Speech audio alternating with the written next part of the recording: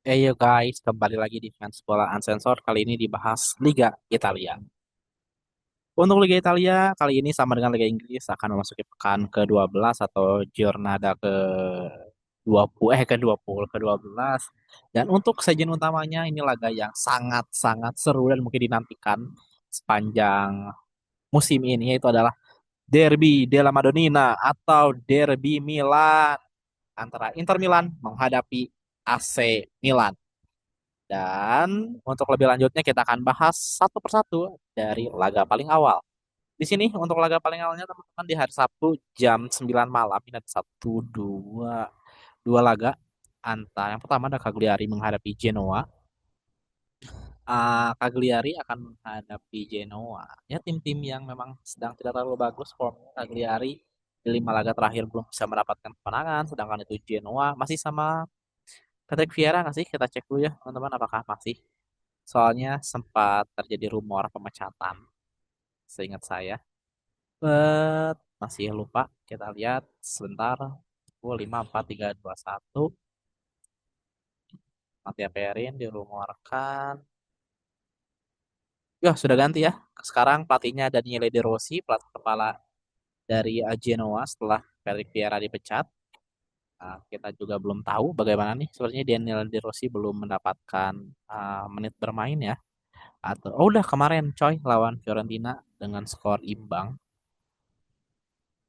Dan tentunya Genoa ingin memperbaiki posisinya karena sekarang berada di peringkat 18. Tidak ingin ya Genoa terus-menerus di papan bawah, apalagi tadi karena Genoa ini kayak apa ya? Kayak Evertonnya di Liga Italia lah, kayak selalu berada di papan tengah, nggak terlalu oke, tapi nggak terdegradasi juga, punya reputasi yang cukup besar di sepak bola Italia dan kini akan menghadapi Cagliari yang performanya tidak bagus-bagus amat. Genoa mulai bangkit sebenarnya kalau kita lihat di situs judi ataupun berdasarkan AI-nya ini kemungkinan yang akan menang adalah Cagliari karena bermain di kandang. Namun saya sedikit memprediksi bahwa Genoa sedikit lebih unggul, hasil draw lebih adil sebenarnya, namun Genoa lebih high motivated di bawah Daniele De Rossi ingin memberikan pembuktian bahwa Genoa bisa bertahan di Serie A musim ini. So Genoa lawan Cagliari, saya sedikit menjagokan Genoa dan saya berharap Genoa bisa bangkit ya ke depannya. Karena kalau kita lihat di sini Genoa dengan Cagliari hanya selisih 3 poin aja ya. Kalau misalnya Genoa menang di sini Cagliari pun Genoa akan peroleh poin yang sama dengan Cagliari yaitu 10 poin. Selanjutnya di sini ada Udinese menghadapi Bologna yang tampil cukup baik musim ini. Di 5 laga terakhir guys belum pernah terkalahkan. 3 kali kemenangan, 2 kali draw. Kini berada di peringkat 5 sementara di atas Juventus yang memperoleh 19 poin. Kini Bologna ada memiliki 21 poin.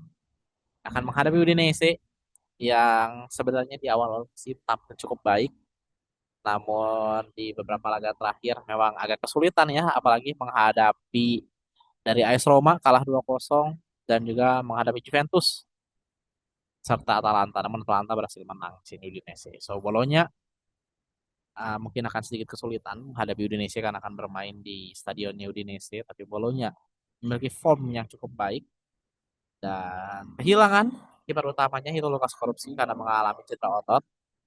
Kita lihat apakah Bolonya masih bisa mempertahankan form terbaiknya. Kalau misalnya Bolonya menang, guys, ini 21 poin dengan asumsi pesaing-pesaingnya kalah. Ini Bolonya bisa ke posisi ke-1 menggeser Inter Milan atau podcast bagi poin yang sama dengan Inter Milan dan juga AS Roma yang kini mengoleksi 24 poin.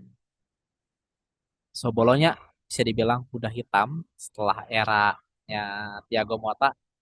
Ini Bolonya mulai bebenah, mulai tampil cukup baik di bawah pelatih barunya siapa sih? Pioli bukan sih sekarang? Pelatih barunya kita lihat ya. Oh, Vincenzo Italiano ya, mantan pelatih Fiorentina. Doing such a good job. Bolonya, saya berharap Bolonya bisa tampil cukup baik. Selanjutnya, di sini ada Fiorentina yang berada di peringkat terakhir sementara. Sedih guys, akan menghadapi Juventus yang kini berada di peringkat ke-6 dengan pelatih barunya Spalletti. Meskipun kemarin sudah memegang kendali ya Spalletti namun apa ya imbang lawan Torino di Derby Turin 0-0 akan menghadapi Fiorentina yang ambil cukup buruk musim ini. Di 5 laga terakhir pun kalah 3 kali, draw 2 kali. Juventus tentunya akan memanfaatkan hal tersebut, memanfaatkan form buruk dari Fiorentina. Juventus pun untuk kemenangan, untuk berada di zona Liga Champions, tentunya akan menjadi kerugian yang sangat besar bagi Juventus jika tidak lolos ke Liga Champions musim depan. So, Juventus lawan Fiorentina, Juventus diunggulkan untuk bisa menang di Firenze nanti malam. Selanjutnya guys, di sini ada Napoli menghadapi Atalanta. Ini jujur agak sulit untuk memprediksinya karena Atalanta si raja draw Pablo Picasso of Italy atau Leonardo da Vinci-nya because Atalanta loves to draw. Baru saja memecat pelatihnya Igor Tudor yang memainkan Harambol dengan Paladino. Ini di 2 laga terakhir pun mengalami kekalahan. Kita lihat terakhir tuh kalah lawan Sassuolo. Timnya Jesus akan menghadapi Napoli yang terjun bebas ke posisi keempat sekarang karena kalah lawan Bolonya di laga sebelum FIFA Match Day dan Pro melawan Como. Sini Napoli diranda diranda lagi dilanda kemalangan karena banyak pemain yang cedera diantaranya ada Kevin De Bruyne, Zambo, Frank Angisa dan Billy Gilmore di lini tengah yang membuat Napoli harus memutar otak apalagi terjadi sempat ada berita terjadi keregangan di ruang ganti Napoli antara dengan Antonio Conte sang pelatih. Ini sepertinya siklus Antonio Conte ya, kayak Antonio Conte ini selalu bermasalah di musim keduanya saat melatih. Baik itu saat menangani Chelsea, menangani Spurs, agak sedikit lama saat menangani Juventus, namun akhirnya hengkang juga. Tapi balik lagi sempat ada isu tidak sedap di ruang ganti Napoli. Beberapa pemain Napoli mengatakan tidak senang dengan metode latihan Antonio Conte karena katanya mengabarkan jadwal latihan ini sangat mendadak melalui grup WA pun hanya selang beberapa hari sedangkan pemain tuh kayak ya gue kan punya keluarga harus melakukan ada latihan ekstra jadi sehingga saat latihan dari Napoli ini membuat jadwal mereka tidak tetap dan bingung untuk menentukan jadwal. Nah, ini sempat terjadi protes namun beberapa pihak dari klub membantah isu tersebut dan ini harus dibuktikan di dalam lapangan di Stadion Maradona ini di Naples. Napoli tentunya diunggulkan melawan Atalanta yang bukan pelatihnya. Bahkan di pelatih sebelumnya Atalanta selalu meraih hasil draw, bukan apa ya, hasil yang baik juga. Yes, Napoli dan Atalanta meskipun Napoli dilanda banyak cedera, Napoli tetap diunggulkan. Namun menurut saya tidak akan mudah ya, karena saya tidak tahu juga nih Palatino ini apakah masih akan menggunakan 3-4-2-1 seperti pada era Gasperini ataupun Igor Tudor atau Igor Tudor, sorry, Ivan Juric ataupun pada saat pada Gasperini yang memang tetap biasa bermain dengan pola 3 back 3-4-2-1. Apakah kalau ini akan mencoba merubah sedikit taktik ataupun formasi dari Atalanta Widodo karena ini merupakan laga perdana dari Paldino dan akan langsung menghadapi Napoli bahkan sang juara bertahan. Napoli diunggulkan, namun kita lihat Atalanta diunggulkan. Inilah langsung selanjutnya di sini ada Hellas Verona menghadapi Parma, tim yang sama-sama memiliki form sangat buruk di 5 laga terakhir. Kalau kita ingin jelek-jelekan Verona 3 kali draw 2 kali kalah, Parma pun sama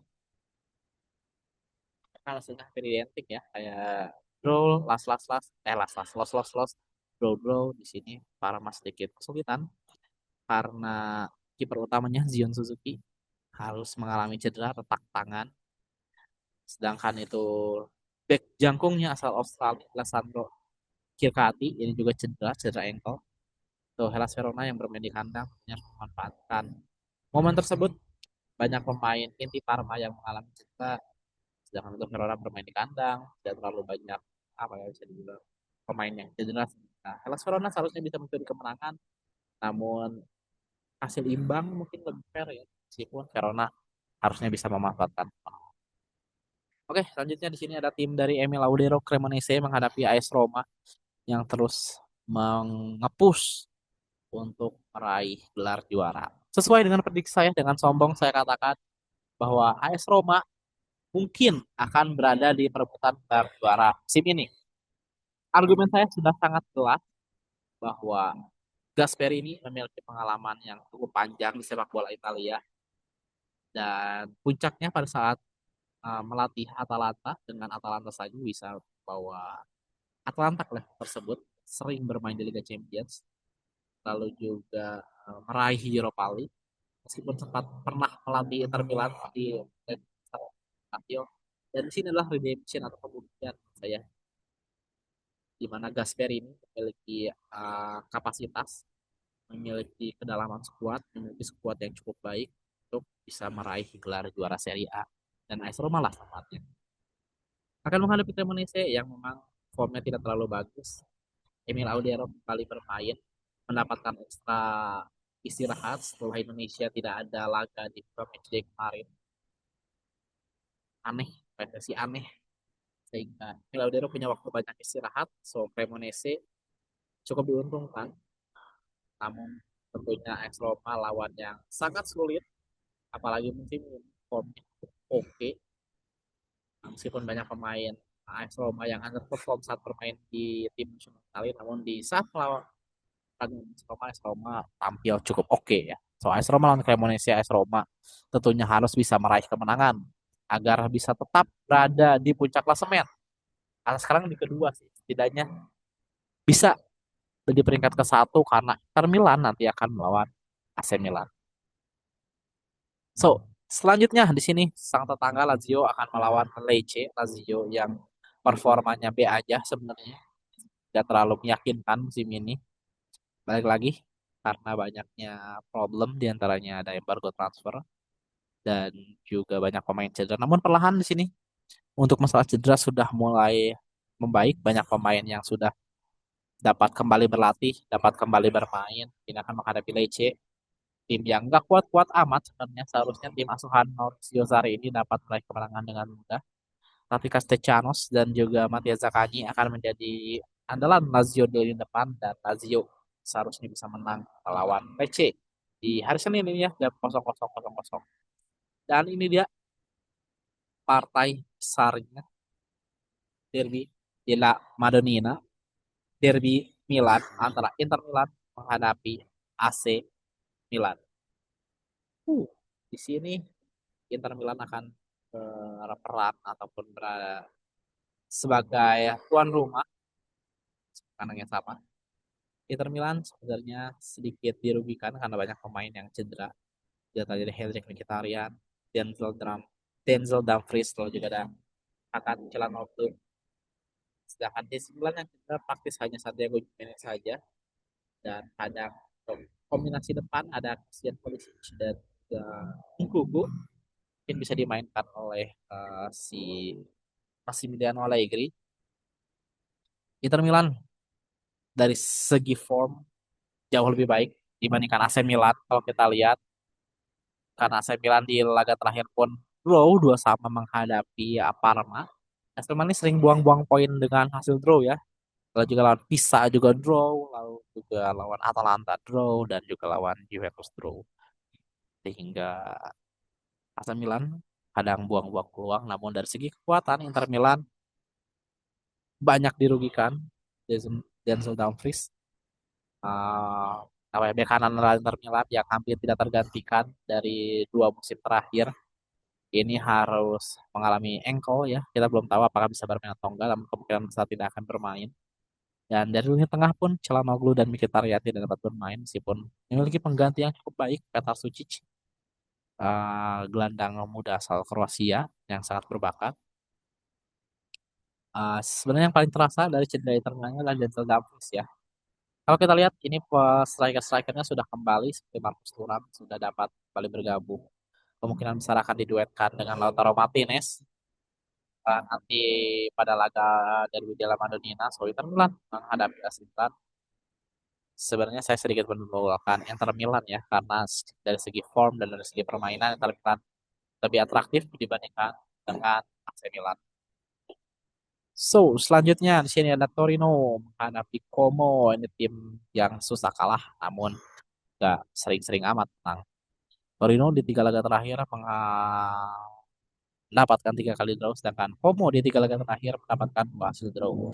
Memang tidak kalah, namun ah, tim ini cukup keras kepala. Bukan tidak mungkin nanti Torino melawan Como akan mendapatkan hasil draw, karena kita lihat dari formnya, dari kegigihan antara pelatihnya. So, Fabregas tentunya harus menciptakan atau memberikan taktik lain untuk bisa menembus sulitnya Torino, karena kemarin baru saja sebelum FIFA Matchday ya, draw melawan Juventus di derby Piala Capitale dengan skor 0-0. Selanjutnya, ini dia di laga terakhir hari Selasa jam 2.45 atau hari Selasa, hari Senin waktu Italia. Di sini ada Sassuolo melawan AS Pisa, di mana JIZ, kapten tim nasional Indonesia, akan menghadapi sama tim promosi. AS Pisa juga tim promosi yang baru saja meraih kemenangan pertama ya kemarin melawan siapa nih? Cremonese yang juga tim promosi. Banyak pemain yang cedera.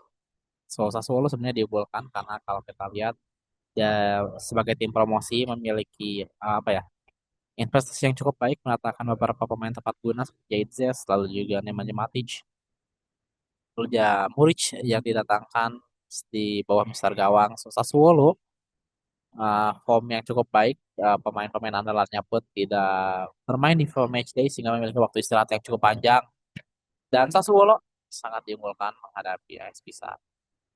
Jadi teman-teman, untuk singkat ceritanya di sini untuk di pekan ke-12 Liga Italia akan ada derby Della Madonnina, derby Milan yang akan dimainkan pada hari Senin jam 2.45, langsung kerja bisa nonton ini. So, jangan kelewat, kita agak ngantuk atau bisa nonton highlightnya, it's okay. Saya bukan tim yang anti highlight karena memang dari segi waktu tidak menguntungkan untuk orang Indonesia, tapi ya nikmatilah partai-partai yang memang bisa dinikmati. So, segitu aja mungkin di section Liga Italia. Sampai jumpa di Liga Italia, section Liga Italia berikutnya. Ciao.